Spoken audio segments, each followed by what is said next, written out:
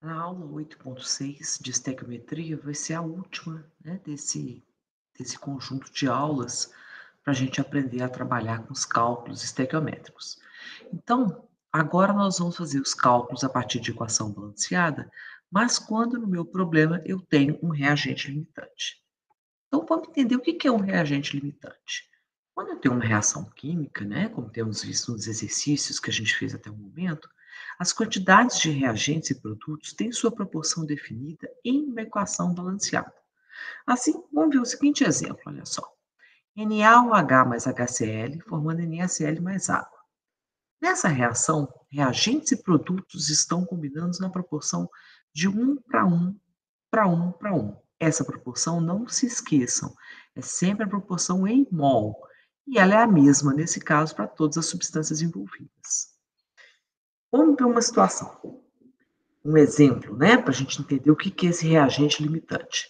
Então, em um experimento, uma professora adicionou em um recipiente 2 mols de NaOH e 3 mols de HCl. O que será que acontece nessa situação? Bom, a gente acabou de ver que a proporção é 1 para 1 de NaOH para NaCl. Então, quando a gente consulta isso, né, a gente vê que ao adicionar 3 mols de HCl, a quantidade de NaOH não será suficiente, né? Eu não tenho 3 mols de NaOH para reagir. Então, apenas 2 mols do HCl serão consumidos. Quando a reação termina, 1 mol do HCl permanece misturado aos produtos da reação sem reagir. Então, a gente diz que o HCl ele é o reagente em excesso. Em outras palavras, foi colocado mais HCl no sistema do que a quantidade estequiométrica para reagir com os 2 mols de NaOH. Então, o NaOH ele está, né, limitando a quantidade de HCl que vai reagir. Bom, como é que ficaram essas proporções? Vamos ver? Na estequiometria é 1 para 1. A professora no experimento colocou 2 de NaOH e 3 de HCl. Mas na reação, o que que reage? Reage a cada 2 do NaOH, ó, ele precisa da mesma quantidade em mol de HCl, então ele só vai consumir 2 do HCl. Então, dos 3 que tinham, 2 foram consumidos, sobrou 1. Já para o NaOH, tinham 2, reagiram 2 e não sobrou nada no final. Já entendemos então que o HCl é o reagente em excesso, pois ele não é completamente consumido na reação. O NaOH, então, é chamado, né, de reagente, desculpa, gente, ele é um reagente, né, que completamente consumido. Então, vai ser a partir da quantidade consumida de NaOH que a gente pode prever a quantidade formada de cada um dos produtos. Aí vamos ver como é que fica no quadro melhor, ó, proporção estequiométrica, 1 para 1. O que que eu tenho no início do meu problema? Coloquei 2 de NaOH e 3 de HCl. Quanto que reage? Se eu tenho 2 de NaOH, eu preciso de 2 de HCl para reagir. Então, o NaOH é completamente consumido, o HCl sobra 1 mol, e os produtos formados, olha, a proporção é de 1 para 1.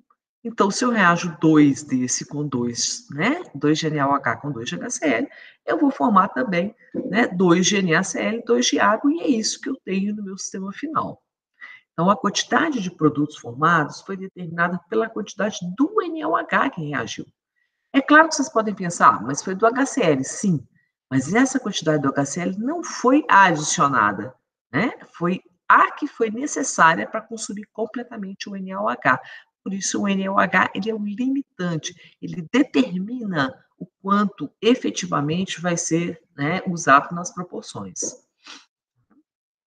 Bom, então, de um modo geral, então, para generalizar o que a gente fez, o reagente limitante é aquele que será consumido completamente em uma reação, sendo, portanto, a referência para o cálculo da quantidade de produtos formados.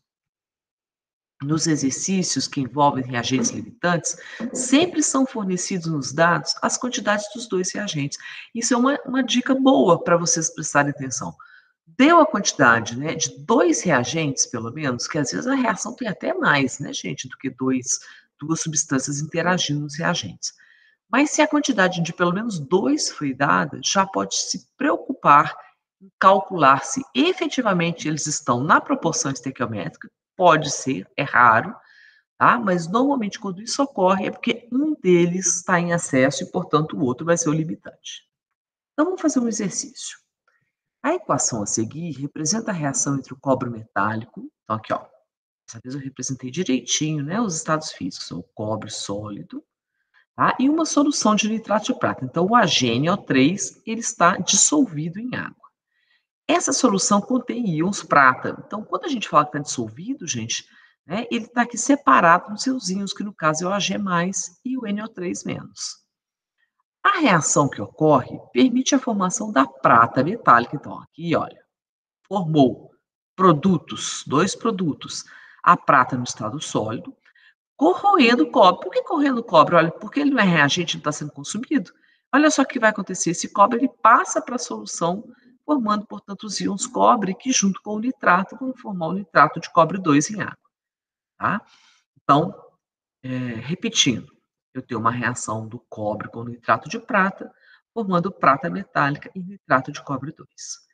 O problema pede que a gente calcule a massa da prata metálica formada quando a gente mistura 2,54 gramas do cobre com 10,2 gramas do nitrato de prata, que vai estar devidamente dissolvido em água. Então, não importa, né, a quantidade de água, a concentração da solução que eu vou colocar. Para resolver este tipo de exercício, então não só esse, tá, gente? Esse tipo de exercício, a gente tem 4 passos.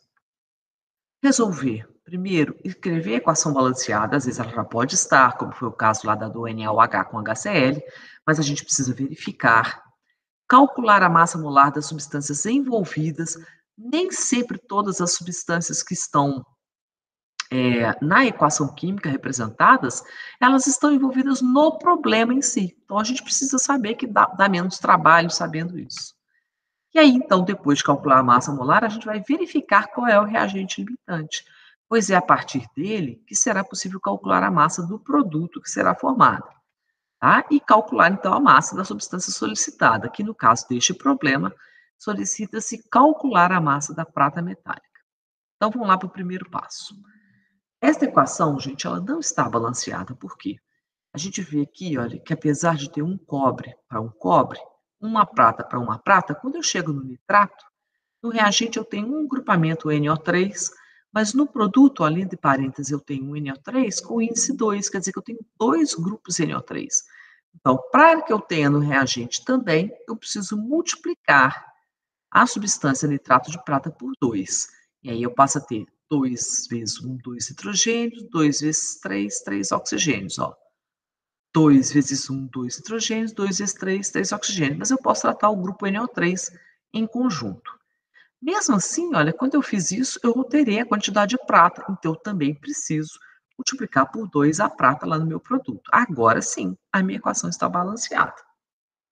O total de átomos do reagente está igual ao total de átomos do produto. Em outras palavras, né, a massa se conserva nessa reação. No segundo passo, a gente vai calcular a massa molar das substâncias envolvidas. Aí eu trouxe aqui para vocês a pergunta. Ó. A pergunta envolve a prata, o cobre e o nitrato de prata. Então, olha só, ela não envolve o nitrato de cobre 2. Então, eu não vou ficar gastando tempo calculando nada para ele. Tá? Então, a gente vai lá na tabela periódica, consulta as massas atômicas dos elementos que a gente vai precisar, que no caso são todos, né? Porque as substâncias do reagente já contêm todos esses átomos, e a gente vai então calcular, né, a massa molar das substâncias.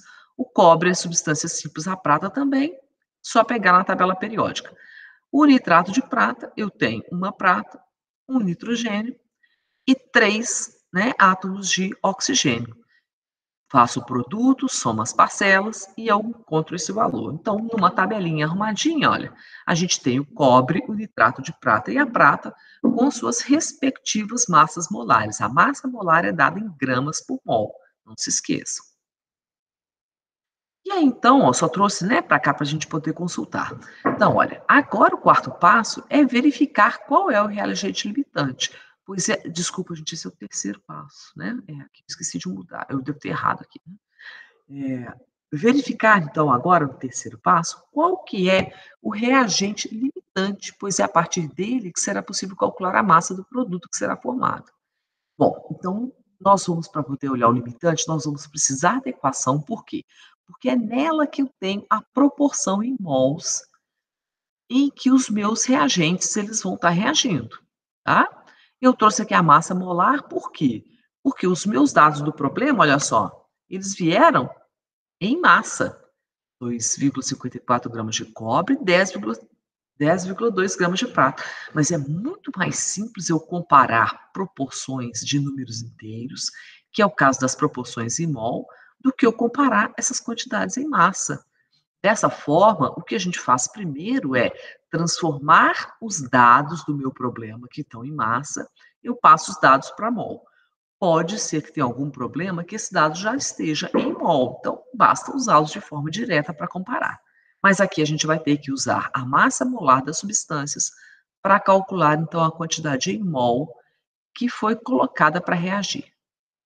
Então, do cobre, ó, 2,54 gramas do cobre, dividido pela massa molar do cobre, tá? A gente tem 0,04 mols do cobre foram adicionados no sistema inicial. Para o outro reagente, o nitrato de prata, foi colocado 10,2 gramas. Eu divido pela massa molar do nitrato de prata, que já está calculado aqui, e eu encontro, então, que foram adicionados 0,060 mol.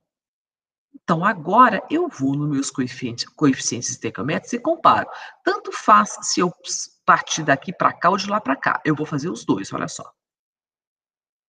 Para reagir, então, com 0,04 gramas do cobre, eu preciso do dobro da quantidade de nitrato de prata. Então, eu vou precisar de 0,080 mol de nitrato de prata. Eu não tenho. Nota, de cara eu já vi, olha, não tem nitrato de prata suficiente para reagir com o cobre que está no sistema.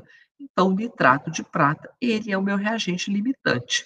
Vamos ver de outra forma? A gente podia ter pensado também daqui para lá, né? Então, olha, para reagir com o 0,060 mol do nitrato de prata que foram adicionados ao sistema, nitrato de prata para cobre, ó, 2 para 1. Então, eu vou precisar da metade da quantidade em mol do cobre. Eu vou precisar de 0,030 mol de cobre. Eu tenho? Tenho. O cobre, olha, está até em excesso. 0,040 é maior do que 0,030. Portanto, se o cobre está em excesso, confirma novamente que o nitrato de prata é o nosso reagente limitante. Então, não há nitrato de prata suficiente para consumir todo o cobre. Logo, o nitrato de prata é o reagente limitante. E é a partir dele, então, que a gente vai calcular a massa da substância solicitada, que foi a prata metálica. Então, a pergunta nossa foi: calcule a massa de prata metálica formada quando a gente mistura essas quantidades dos reagentes. O reagente limitante a gente já determinou, então é a partir da quantidade dele que a gente pode prever o produto. Preciso da equação para saber a relação dele com o produto formado. Olha, 2 para 2 é a mesma coisa de 1 para 1. Isso significa que ele reage e forma em igual quantidade em mol. Isso é relativamente tranquilo da gente pensar, né? Porque, afinal de contas, toda a prata do meu produto ela vem do nitrato de prata, né? Então, a proporção em mol teria que ser realmente a mesma. Como forma-se a mesma quantidade, então, em mol de prata, eu tenho que, para cada 0,060 mol do nitrato de prata consumido, eu formo também 0,060 mol da prata. Mas o meu problema me pediu para calcular a massa da prata.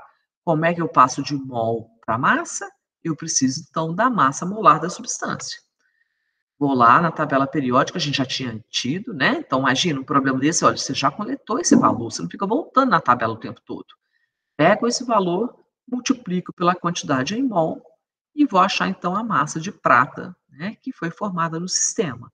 Então, quando a gente adicionou 2,54 gramas do cobre metálico e 12,2 gramas do nitrato de prata, o nitrato de prata é o reagente limitante, a quantidade adicionada corresponde a 0,060 mol, portanto, eu formei 0,060 mol de prata, que corresponde, então, a 6,47 gramas de prata.